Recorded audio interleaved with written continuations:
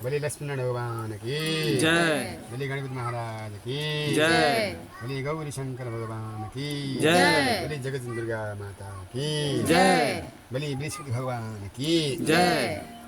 तो आइए हम लोग जानते हैं बृहस्पति भगवान की पूजन कैसे करना चाहिए और बृहस्पतिवार की व्रत कथा कैसी होती है और पूर्ण कथा में क्या सिस्टम है, क्यों बृहस्पतिवार की कथा करनी चाहिए और ये कथा करने से क्या फल मिलती है और नहीं करने से हम लोग को क्या दोष लगती है। ये संपूर्ण विधि जानने के लिए आप लोग इस कथा में बने रहे ताकि आप लोग को जानकारी मिले। और हम लोग इस बृहस्पतिवार की आज उद्यापन करने जा रहे हैं। ये उद्यापन मतलब सांगीता होता है, सांगीता मतलब इसकी समापन, समापन उद्यापन और सांगीता एक ही शब्द होता है।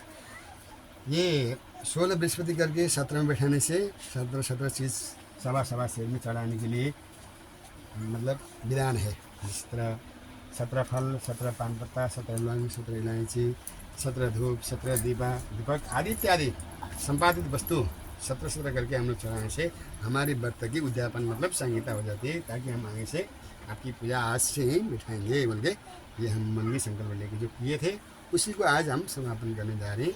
इसलिए बलि बृहस्पति भगवान की जय। बृहस्पतिवार को जो भी स्त्री पुरुष व्रत करें उनको चाहिए कि वो एक दिन पहले अपने शरीर को अच्छे से मलकर स्नान करें, साबुन लगा के या मिट्टी से जैसे भी हो शरीर को अच्छा से मल के उसको स्नान करना चाहिए और एक समय भोजन करना चाहिए। जैसे हम लोग का विधान है ना, नाना खाना बोलते हैं ना, एक दिन पहला नाना खाना करना चाहिए।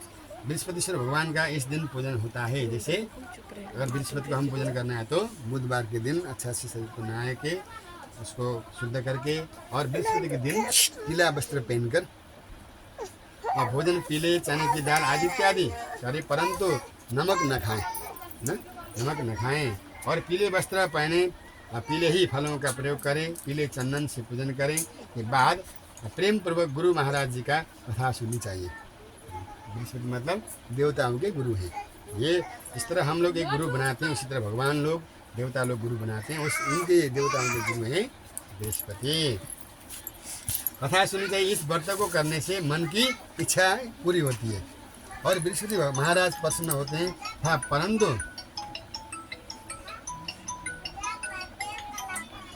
ये प्रेम पूर्वक करने से, श्रद्धा पूर्वक करने से बृहस्पति महाराज प्रसन्न होते हैं। हाँ, धन, पुत्र, विद्या तथा मनोवांछित फल की प्राप्ति होती है। जिस तरह भगवान श्री लक्ष्मीनारायण की पूजन करने से मन की इच्छा पूरी होती है, उसी तरह बृहस्पति भगवान की पूजन करने से मन की इच्छा पूरी होती है, पारिवारिक में सुख शांति मिलती है। इसलिए ये व्रत सर्वश्रेष्ठ और फलदायक माना गया है। सब स्त्री या पुरुष कोई भी इस व्रत को कर सकते हैं। ये नहीं स्त्री ही है नहीं पुरुष, मतलब कोई भी नर और नारी दोनों इस व्रत को कर सकते हैं। और केले का पूजन करना चाहिए। भगवान बृहस्पति मतलब केले के पेड़ में बैठते हैं, उसको मतलब बृहस्पति का स्वरूप माना गया। जिस तरह वृक्ष मतलब पीपल को मतलब भगवान विष्णु का स्वरूप माना गया, उसी तरह केले के पेड़ को भी बृहस्पति भगवान का उनको अवतार माना गया है। इसलिए उसकी पूजन करना चाहिए। और पूजन के समय तन मन वचन कर्म मतलब कायिक वाचिक मानसिक, काया शरीर से, मन से और वचन से मतलब श्रद्धा और भक्ति से पूजन करने से इच्छा सिद्धि होती है। और शुद्ध होकर जो इच्छा है वो मन में लेकर बृहस्पति देव से प्रार्थना करनी चाहिए कि उनकी इच्छाओं को वो बृहस्पति देव अवश्य पूर्ण करते हैं। ऐसा मन में दृढ़ विश्वास रखना चाहिए कि पक्का ही अवश्य ही हमारा इस मन को इच्छा को पूरा करेंगे बोलकर इस प्रकार जब हम मन में श्रद्धा लेकर पूजन करते हैं तो भारतवर्ष में एक कथा प्रचलित है। एक राजा राज्य करता था, वो बड़े प्रतापी और दानी थे। वो नित्य गरीबों और ब्राह्मणों को सहायता करते थे। गरीब दुखी को धन देना, अन्न देना और ब्राह्मण को श्रद्धा भक्ति से उनको पूजन करना और ब्राह्मण को अन्नदान, धनदान आदि इत्यादि वस्त्र दान देकर उनकी सहायता करते थे। ये बात उसकी रानी को अच्छी नहीं लगती थी। राजा बड़े प्रतापी थे, बड़े धर्मात्मी थे और लगनशील थे और प्रजापाल में लीन थे, पर उनकी स्त्री थोड़ा कुटिल स्वभाव की थी। राजा जब दान करते थे उनको अच्छी नहीं लगती थी और न ही गरीबों को दान देती थी, न ही भगवान का पूजन करती थी और राजा को भी दान देने से मना किया करती थी। आप ऐसा मत करो। एक दिन राजा शिकार खेलने के लिए वन में चले गए और गए हुए थे, और उसी समय क्या हुआ, महल में रानी अकेली थी। और उसी समय बृहस्पति देव साधु के वेश में भिक्षाम दे माता भिक्षाम दे बोलकर भगवान श्री बृहस्पति साधु के वेश में आए और राजा के महल में भिक्षा लेने के लिए गए और भिक्षा मांगे। रानी ने भिक्षा देने से इनकार किया और कहा, हे साधु महाराज, मैं तो दान पुण्य से तंग आ चुकी हूँ। बार बार हर कोई, आज भी परसों कल हर कोई आता रहता है, किस किस को दूँ, देते देते मैं तंग आ गई। मैं भिक्षा देने से इनकार किया और कहा, ये साधु महाराज, तो मैं तो दान पुण्य से तंग आई हूँ, इसलिए मेरे पति सारा धन लुटा रहे हैं और मेरी इच्छा है कि हमारा धन नष्ट हो जाए। देखिए कैसे मतलब कुटिल स्वभाव की है। बोलते हैं महाराज बहुत दान पुण्य करते हैं, मैं दान पुण्य करते करते तंग आई हूँ, इसलिए हमारा धन माल सब नष्ट हो जाए, साधु ऐसा वरदान दे के जाओ बोलकर साधु को ऐसे बोलती है। और मेरे पति सारा धन लुटा रहे हैं, इसलिए मेरी इच्छा है कि मेरा सारा धन संपत्ति नष्ट हो जाए, फिर न रहेगा बांस और न बजेगी बांसुरी। न धन रहेगा न माल रहेगा तो क्या लुटाएंगे, शांति से रहेंगे। इसलिए वो कहते हैं न रहेगी बांसुरी न बजेगी बांसुरी, रहेंगे बस। मतलब ऐसे होने से धन नहीं रहने से वो दान भी नहीं कर पाएंगे, इसलिए मेरे को शांति होगा। साधु ने कहा, ये तुम बड़ी अजीब हो, हर कोई धन माल मांगता है, तुम तो धन मतलब मेरा धन नष्ट हो जाए ऐसा बोलती हो। धन संतान हुई सभी चाहते हैं, और पुत्र और लक्ष्मी तो पापी के घर भी होने चाहिए। साधु कहते हैं धन और पुत्र संतान और लक्ष्मी तो मतलब पापी के घर में होना चाहिए। यदि तुम्हारे पास अधिक धन है तो भूखों को और गरीबों को देकर दान दो, गरीबों को बांट दो और मठ मंदिर में लगा दो, धर्म की रक्षा करो। प्यासों के लिए प्याऊ बनाओ, मुसाफिरों के लिए धर्मशाला कुआएं खिलाओ, और जो निर्धन अपनी कुंवारी कन्याओं का विवाह नहीं कर सकते हैं ऐसे उनका कन्यादान कर दो। और ऐसे कई काम हैं जिनके करने से तुम्हारा यश लोक और परलोक में फैलेगा। परंतु नारी उस उपदेश का कोई भी प्रभाव नहीं पड़ा। जब भगवान बृहस्पति देव उनको उपदेश दे रहे थे, नारी पर उस उपदेश का कोई प्रभाव नहीं पड़ा और बोली, महाराज आप मुझे कुछ न समझाए, मैं ऐसा धन नहीं चाहती हूँ जो हर जगह बांटती फिरूं। साधु ने उत्तर दिया, यदि तुम्हारी ऐसी इच्छा है तो तथास्तु बोलकर भगवान कहा दिया, तुम्हें ऐसा करना ही है बृहस्पति को घर से। और यदि तुमको ऐसा गरीबी होना है तो तुम सबसे पहले क्या करना है, बृहस्पति के दिन घर लिप कर पीली मिट्टी से आना और सीधे सिर धोकर स्नान करके भक्ति चढ़ाकर कपड़े धोना। मतलब बृहस्पति के दिन में साबुन से स्नान नहीं करना चाहिए, वस्त्र नहीं धोना चाहिए। और ऐसा बोले भगवान ने कहा कि यदि तुमको धन नहीं चाहिए तो बृहस्पति के दिन के कपड़ा धुलाओ और भट्टी चढ़ाओ आदि इत्यादि करो। ऐसा करने से तुम स्नान करो, ऐसा करने से तुम्हारा धन नष्ट हो जाएगा। इतना कहकर वो साधु महाराज वहाँ से अंतर्धान हो गए। जैसे वो साधु कहकर वहाँ गए थे, रानी ने वैसा ही किया, तंग आ गई थी वो, और उसने वैसा किया। बृहस्पतिवार ही बीते थे कि उसका समस्त कुछ ही बृहस्पतिवार बीते थे, उसका कुछ धन माल सब नष्ट हो गया और भोजन के लिए दोनों तरसने लगे, सांसारिक भोगों से दुखी हो रहने लगे। तब वो राजा और रानी से कहने लगा कि तुम यहाँ पर रहो, मैं दूसरे देश में जाता हूँ, क्योंकि यहाँ पर मुझे सभी मनुष्य जानते हैं, इसलिए कोई भी कार्य भी नहीं कर सकता हूँ और मेरे को कोई काम भी नहीं देगा। देश चोरी परदेश भीख बराबर है। ऐसा कहकर राजा परदेश चला गया और जंगल को जाकर लकड़ी काटता और उसे शहर में बेचने लगता है। इस तरह वो जीवन व्यतीत करने लगा। एक दिन दुखी होकर जंगल में एक पेड़ के नीचे निश्चित रूप से आसन जमाकर वो बैठ गया और वही अपनी दशा को याद करके व्याकुल होने लगा। बृहस्पति का दिन था। एकाएक उसने देखा कि निर्जन वन में एक साधु प्रकट हो गए। वो साधु वेश में स्वयं भगवान बृहस्पति देव थे और लकड़हारे के सामने आकर बोले, हे लकड़हारे, इस सुनसान जंगल में तुम चिंतामग्न होकर बैठे हो, तुम्हारे मन में क्या है? लकड़हारे ने दोनों हाथ जोड़कर प्रणाम किया और उत्तर दिया कि महात्मा जी, आप सब कुछ जानते हैं, आप तो अंतर्ध्यानी हैं, अंतर्यामी, आप जानते हैं मैं क्या कहूँ। ये कहकर वो रोने लगा और साधु को आत्मा कथा सुनाई महात्मा जी ने कहा, तुम्हारी स्त्री ने बृहस्पति देव के दिन वीर भगवान का निरादर किया है, जिसके कारण तुम्हारे भगवान दुष्ट होकर तुम्हारे इस दशा को बना दिया। यदि अगर तुम चिंता को दूर करके मेरे कहने पर चलो तो तुम्हारे सब कष्ट, सब जो कष्ट सब दूर हो जाएगा और भगवान पहले से ही अधिक संपत्ति दे देंगे। तुम बृहस्पति के दिन पाठ किया करो। 5 रुपए के चने का मुनक्का मंगाकर उसका प्रसाद बनाओ और शुद्ध जल से लेकर उस चने को भिगाकर प्रसाद बनाओ और उसमें शक्कर मिलाओ और मिलाकर और अमृत तैयार करो। कथा के पश्चात अपने सारे परिवार और सुनने वालों को, प्रेमियों को अमृत व प्रसाद बांटकर आप भी ग्रहण करो।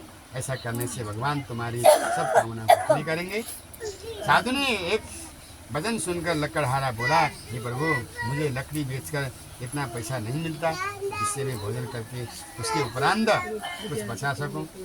मैंने रात्रि में अपनी स्त्री को व्याकुल हो देखा, मेरे पास कुछ भी नहीं है जिससे उसकी खबर मंगा सकूं। साधु ने कहा, हे लकड़हारे, तुम किसी बात का चिंता मत करो। बृहस्पति देव के दिन तुम रोजाना की तरह लकड़ियां लेकर शहर के जाओ और तुमको रोजाना से दुगुना धन प्राप्त होगा।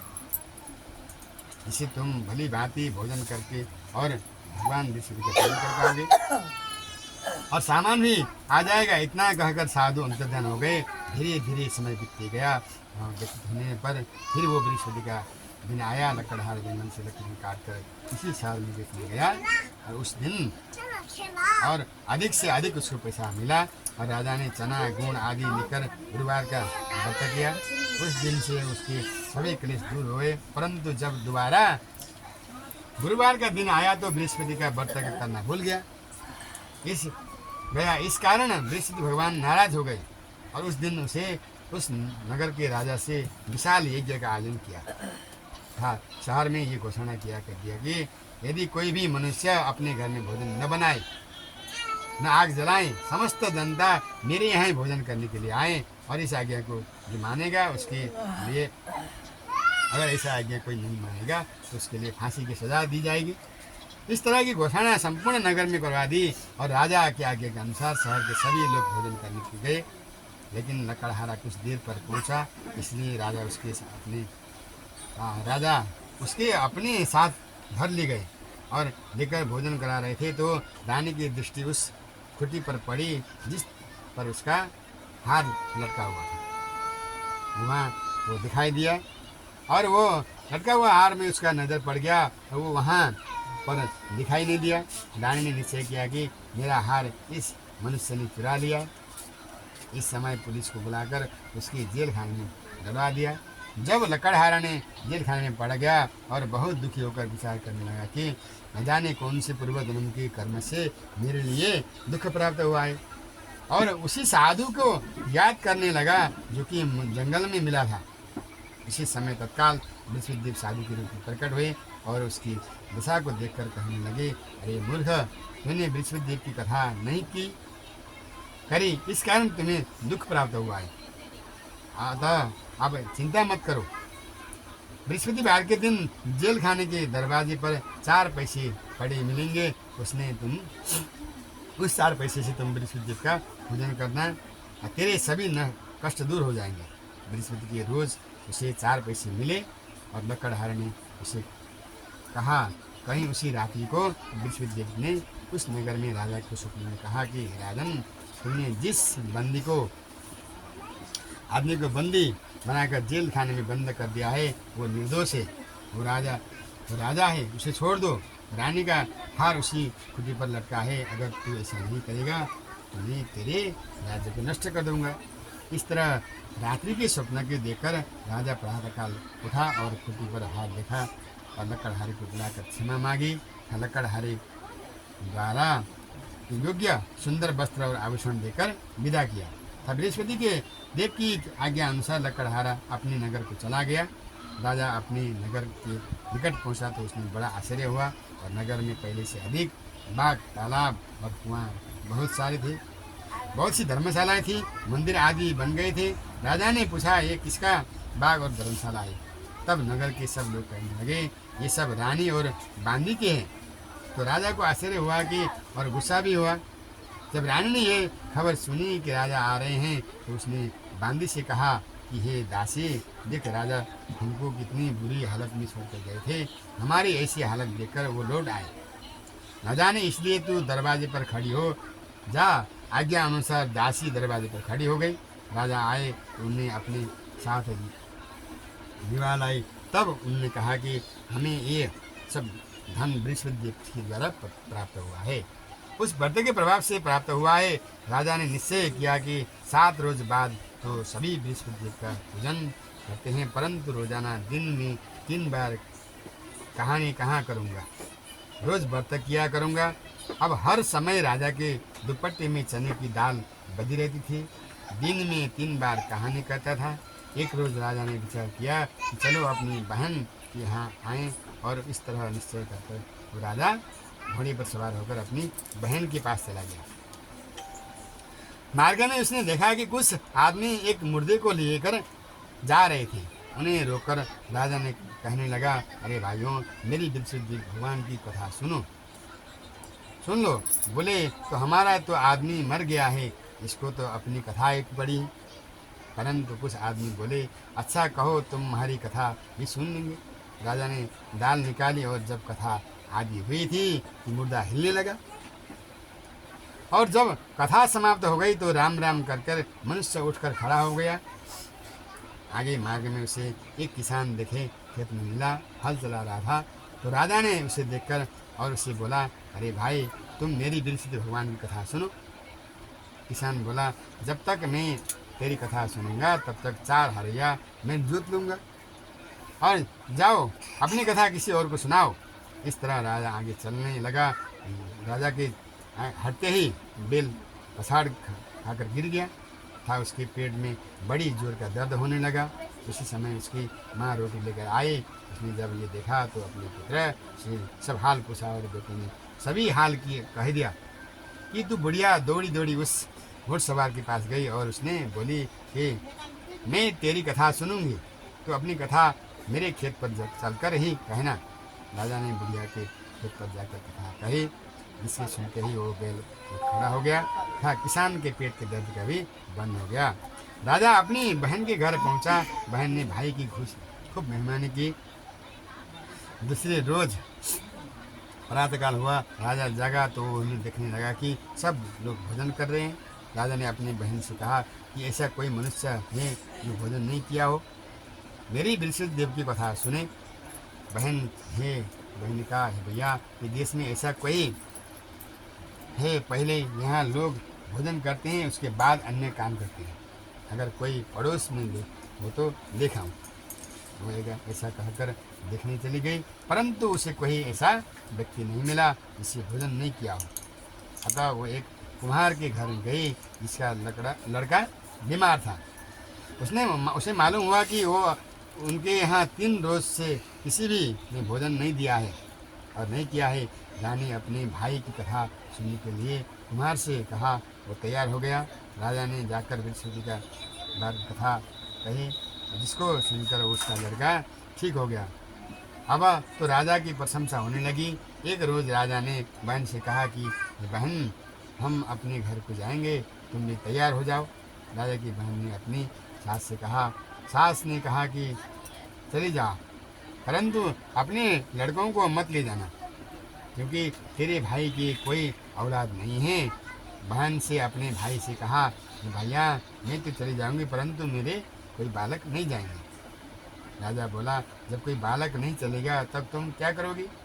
बड़े दुखी मन से राजा अपने नगर को लौटा और आया। और राजा ने अपनी रानी से कहा कि हम वीरवंशी राजा हैं, हमारा मुंह देखने का धर्म नहीं है और कुछ भी भोजन आदि नहीं किया। रानी बोली, हे प्रभु, बृहस्पति देव ने हमें सब कुछ दिया है, हमें औलाद भी अवश्य दे देंगे। उसी रात को बृहस्पति ने राजा से स्वप्न में कहा कि हे राजन, उठ, सभी सोच त्याग दे, तेरी रानी गर्भ से है।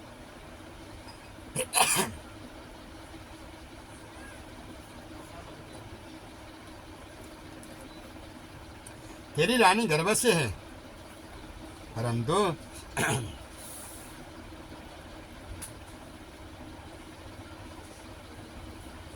राजा की ये बात सुनकर बड़ी खुशी हुई। 9वें महीने में उसकी गर्भ से एक सुंदर पुत्र पैदा हुआ। तब राजा बोला, हे रानी, स्त्री बिना भोजन के रह सकती है, बिना कहे नहीं रह सकती। जब तेरी बहन आवे तो उससे कुछ कहना मत। रानी ने सुनकर कहा कर दिया। जब राजा की बहन ने ये शुभ समाचार सुना तो वह बहुत खुश हुई था। बधाई लेकर अपने भाई के यहाँ आई। तभी रानी ने कहा कि घोड़ा चढ़कर तो नहीं आई, गधा चढ़ी आई। राजा की बहन बोली, भाभी, मैं इस प्रकार न कहती तो तुम्हें औलाद कैसे मिलती।